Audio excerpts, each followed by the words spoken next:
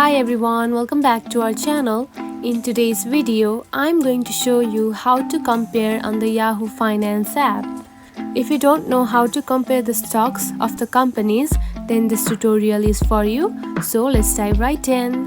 First of all, find the Yahoo Finance app on your home screen. Now open it. After opening the app, here you can find the list of the stocks of the companies on your home page. Now tap onto one of the stocks that you are interested in, just like this. Then here you can find the analysis of the stock market, just like this.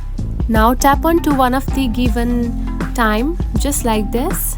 Then you can compare it from the day one, just like this. Now see it all together. Simply tap onto all button right here. Now you can see the stocks compared from 2001 to 2022. And that's it. This is how you can compare on the Yahoo Finance.